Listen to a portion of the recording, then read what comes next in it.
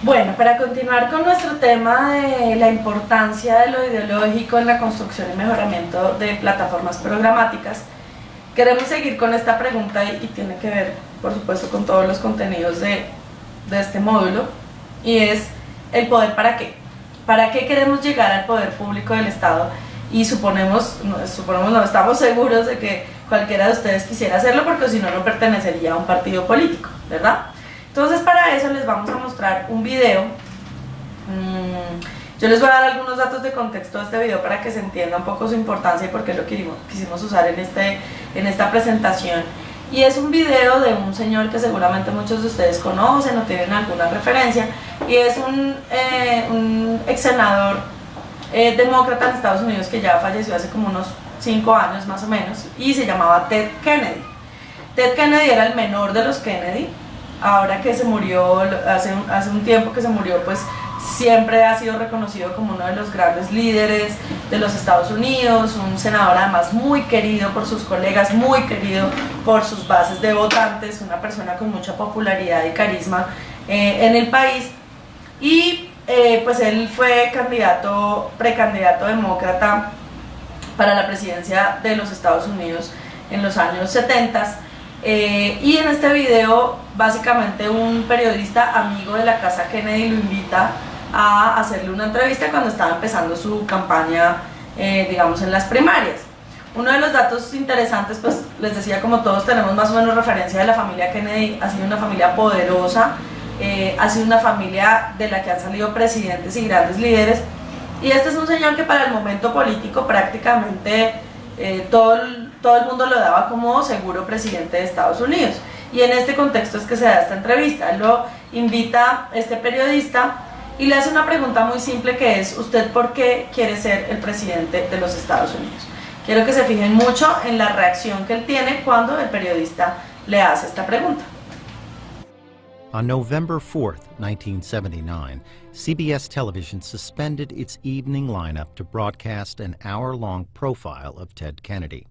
The senator had spent 17 years building a formidable career in the Senate, and it was widely anticipated that he would announce he was running for president. A grassroots Draft Kennedy movement helped convince the senator that he could beat the incumbent Jimmy Carter. CBS journalist Roger Mudd was granted unprecedented access to the senator.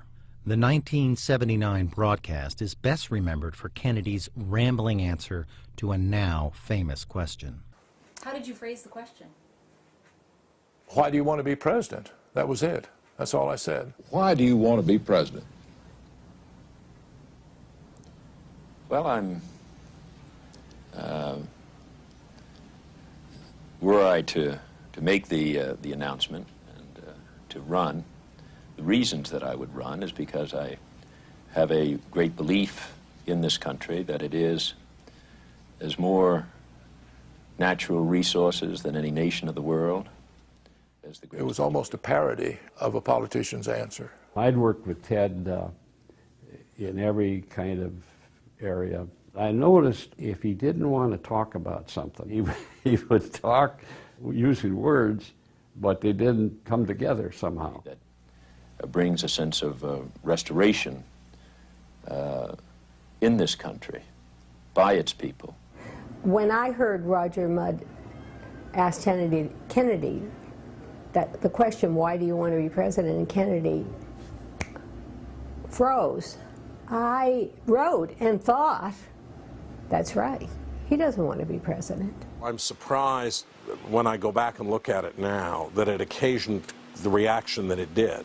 Kennedy's advisor at the time, Bob Shrum, downplays the significance of the interview. He wasn't going to announce on television to Roger Mudd that he was running for president. I think there's always been a question with Ted Kennedy, whether he really wanted to do what he was doing, or was he driven into it by the sense of his family and his 2 brothers' deaths, and he was sort of going through the motions and figuring he had to do it, maybe not even figuring, but just it happening. It was something that was happening to him, and it had to be. It's imperative for this country to either move forward, that it can't stand still, or otherwise it moves backward. Bueno, ¿Qué pudimos ver entonces en la reacción? Pues básicamente esos 5 o 6 segundos, que además en televisión se notan mucho más, 5 o 6 segundos de silencio, para algunos analistas en comunicación y en marketing político de Estados Unidos y de otros países del mundo les significó la pérdida de la presidencia de los Estados Unidos a este importante político. Y básicamente lo que queríamos resaltar con este video es que, y yo les hacía la pregunta, y es: ¿el poder para qué? ¿Para qué queremos llegar al poder del Estado? Y lo que quedó evidenciado en esta entrevista es que probablemente este señor nunca se lo había preguntado.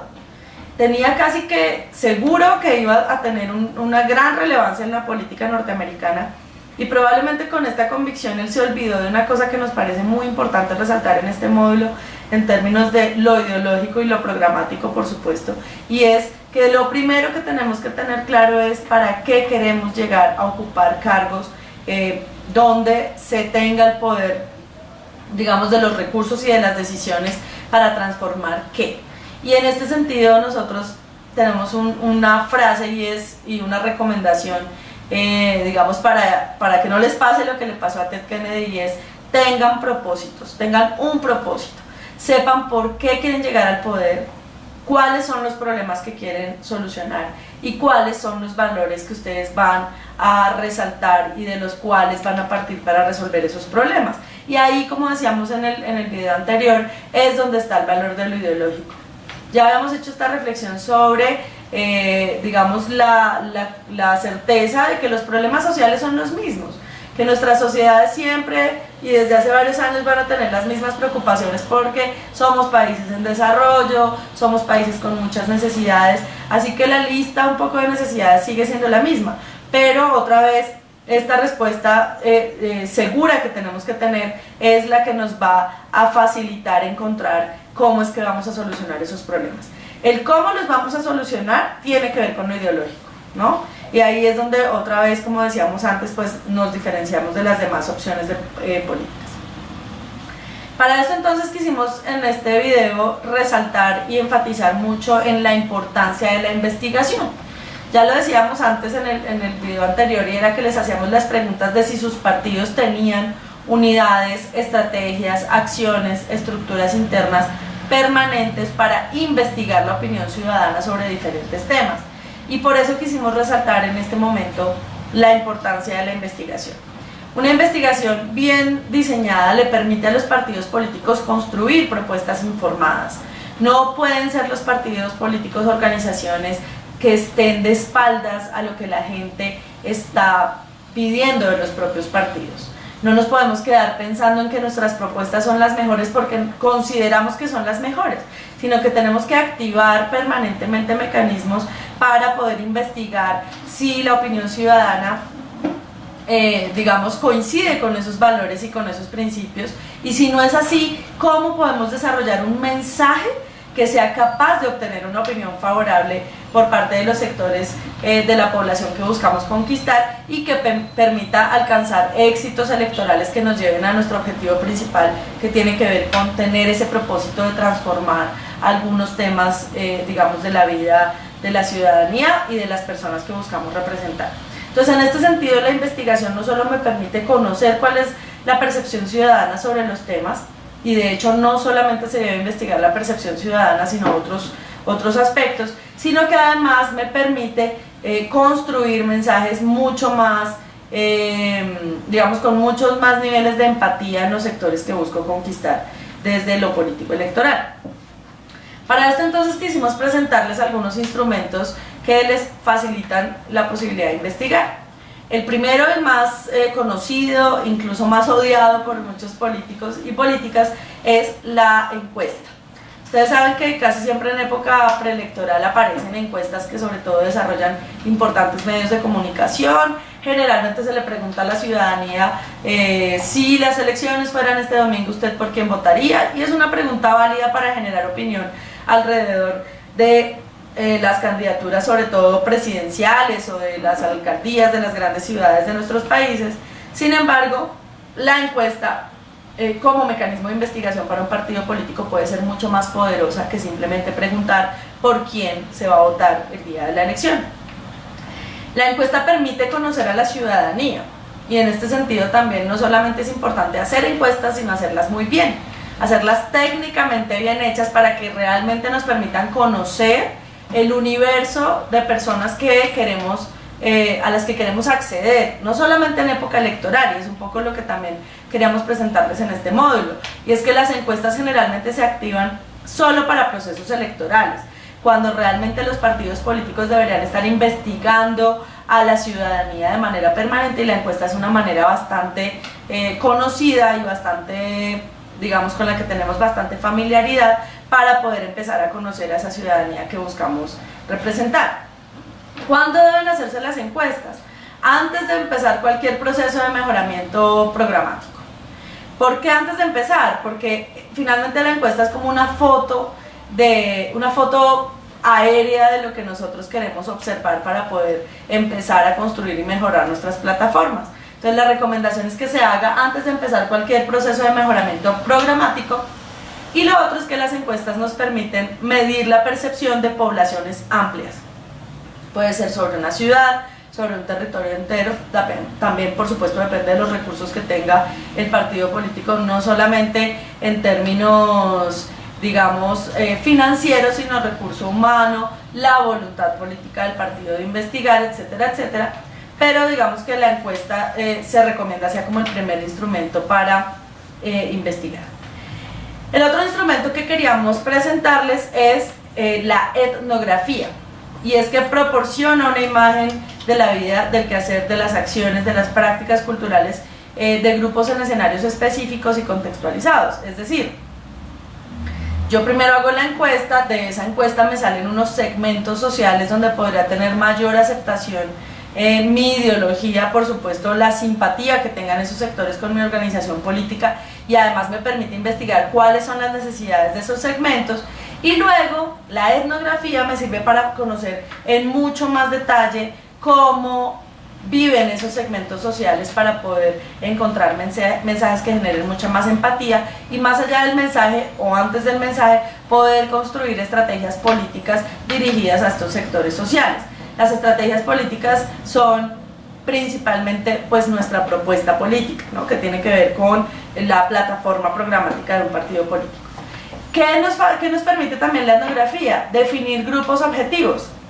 Primero yo conocí un universo más amplio, de ese universo amplio logro identificar algunos segmentos sociales donde quisiera, digamos, extender mi proceso de mejoramiento programático, y luego utilizo la etnografía para poder conocer esos sectores de una manera más profunda, pero además definir de esos sectores cuáles son los grupos a los que puedo dirigir de una manera mucho más efectiva mis propuestas y mis programas. El tercer método que sugerimos son los grupos focales. Los grupos focales se utilizan para obtener percepciones mucho más cualificadas y profundas de las propuestas desarrolladas. Entonces, yendo un poco en la línea de los otros dos métodos y tratando, digamos, de hacer mucho más específica la investigación, decíamos, primero hacemos una encuesta donde definimos, digamos, un universo amplio y queremos tener un conocimiento superficial pero más amplio de un grupo, de un territorio especialmente. Luego hacemos etnografía para ubicar grupos sociales específicos y conocerlos más en detalle, y ahí es donde ya empezamos a desarrollar propuestas específicas. Luego de que desarrollamos propuestas específicas, los grupos focales son muy útiles para medir si los grupos a los que a mí me interesa conquistar están entendiendo suficientemente cuál es mi propuesta a través de mi mensaje. Entonces no es suficiente desarrollar buenas propuestas, es que las buenas propuestas, así sean las mejores del mundo, tienen que lograr un nivel de empatía con los grupos sociales que a mí me interesa conquistar, porque eso finalmente es lo que me da también apoyo no solo electoral sino político. Entonces, ¿cuándo debería utilizarse el grupo focal? Antes de lanzar, digamos, de exhibir nuestra nueva propuesta programática, nuestra nueva plataforma, para lograr medir con un grupo cualificado de personas o específico más que cualificado, si efectivamente esa propuesta se está entendiendo, se está comprendiendo y es suficientemente poderosa para nuestros propósitos. La última técnica o instrumento de investigación que queríamos presentarles son las historias de vida, que básicamente usan como recurso de investigación las entrevistas a profundidad. Y este método de investigación tiene una particularidad, y es que busca conocer la opinión de personas muy especiales dentro de los grupos ya que definimos como sectores objetivo, para lograr su opinión, digamos, mucho más comprometida, mucho más, incluso opiniones que pueden influenciar a otros grupos sociales sobre la propuesta que nosotros estamos esperando divulgar. Entonces, si ustedes logran utilizar o diversificar más bien la investigación en los diferentes momentos de la actualización programática o el mejoramiento programático que están haciendo, lo más posible es que van a lograr mucho más nivel de control sobre sus mensajes y por supuesto mucho más nivel de digamos, de comprensión de parte de los grupos objetivos que se hayan definido, digamos, en el transcurso del mejoramiento de las plataformas del partido. Para esto es muy importante que ustedes realicen ejercicios de análisis críticos, ¿sí? El análisis en los partidos políticos no puede ser para solamente echarnos flores, sino que también debemos reconocer nuestros errores, tener conocimiento de las necesidades de los grupos sociales que habitan los territorios y, por supuesto, una cosa que a veces los políticos olvidan, al menos de hacerlo de una manera más sistemática, y es permanentemente generar espacios de diálogo con las comunidades que habitan estos territorios. Hablábamos hace un rato de la identificación de necesidades, y en este sentido nosotros planteamos esta opción que no siempre contemplamos de manera tan diferenciada, pero que nos parece puede facilitar mucho el proceso de investigación que ustedes hagan en la definición de temas y de propuestas programáticas que van a mejorar. Y es, primero, identificar qué es una necesidad ciudadana. Una necesidad es una escasez e insuficiencia de condiciones físicas, ausencia de prestación de servicios óptimos para satisfacer el pleno desarrollo de los derechos. Y esto además queremos insistir en esta definición porque es lo que diferencia las necesidades que deben resolver los políticos de las necesidades que están más en el ámbito de lo privado y del consumo. Las necesidades ciudadanas que tienen que ver con el papel del Estado para resolverlas son necesidades que tienen que ver además con el pleno desarrollo de los derechos de la ciudadanía, de las personas. ¿Qué características debe tener una necesidad para ser una necesidad ciudadana? La primera, que sean compartidas por una población, grupo o sector.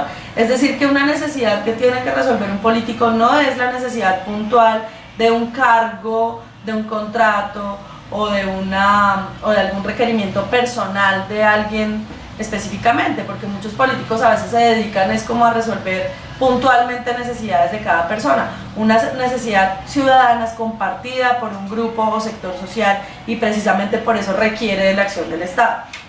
Lo segundo sobre las necesidades ciudadanas es que se encuentran en diferentes escenarios y espacios de la sociedad, en lo económico, en lo político, en lo cultural, en lo social, etc.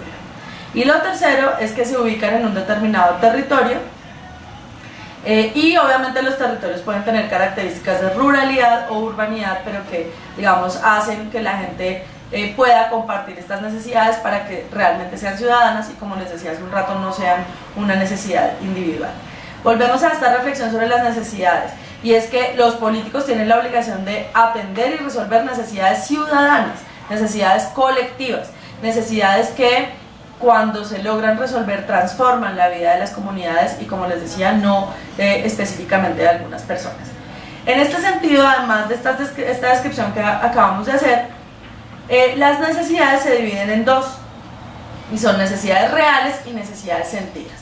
¿Cuáles son las necesidades reales? Son necesidades que dan una lectura de los problemas sociales, políticos, culturales y económicos, pero que usan variables técnicas para precisamente dar esta lectura. ¿Cuáles son variables técnicas? Estudios, investigaciones, datos oficiales, cifras, estadísticas, etcétera, que construyen entidades gubernamentales, universidades, centros especializados y que, como les decía, se miden básicamente en indicadores, cifras y estadísticas, ¿no? Entonces las necesidades reales están allí, son medidas y se han utilizado instrumentos técnicos para determinar que un tema específico sea una necesidad real de un sector, de un territorio, de las personas que por supuesto habitan, digamos, nuestras ciudades y nuestros campos. El segundo tipo de necesidad son las necesidades sentidas, y las necesidades sentidas que difieren con las reales. que básicamente se miden a través de la percepción ciudadana. ¿Cómo medimos, digamos, de manera común la percepción ciudadana? Ya hablamos de los métodos de investigación que les mencioné hace un rato. Las encuestas, los grupos focales, las entrevistas a profundidad y las investigaciones de campo o etnográficas. ¿Qué pasa en nuestros países? Y esto yo creo que todos aquí compartimos esta opinión. Y es que en muchos de nuestros territorios no coinciden las necesidades reales y las sentidas. Entonces, en las cifras nos sale que los temas más importantes para resolver en las cifras, estadísticas, estudios, etcétera, nos sale que los temas más importantes para resolver desde la acción del Estado son X temas, y cuando hacemos una medición mediante una encuesta, nos sale que a la gente le preocupan otros temas diferentes. ¿Esto por qué pasa? Porque la percepción ciudadana está influenciada por muchos factores, no solamente por la realidad, sino por el papel de los medios de comunicación, el papel incluso de algunos hechos de coyuntura que hacen que la gente cambie su opinión rápidamente y la dirija hacia otros temas que antes no consideraba. En fin, la percepción ciudadana es una cosa que cambia mucho más rápido de lo que puede cambiar la necesidad real.